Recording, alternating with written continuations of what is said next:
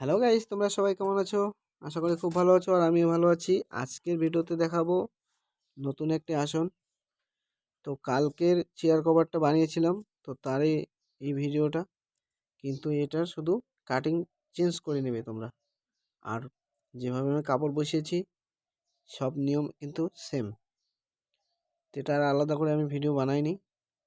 তো একই ভিডিওর মধ্যে দুটো পদ্ধতি থাকছে, শুধু তোমরা এটা চেঞ্জ করে নেবে কাটিংটা, তাহলে হবে। তো এইভাবে আমি ছাট কাপড়গুলো বসিয়ে নিয়েছি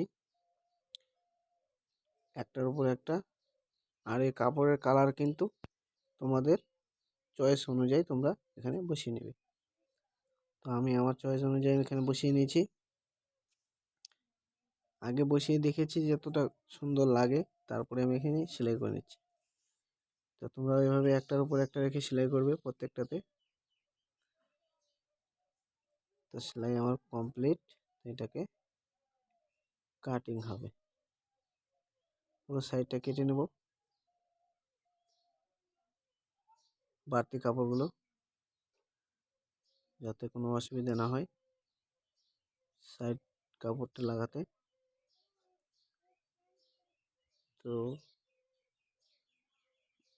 এভাবে আমি সেলাই করে নিয়েছি।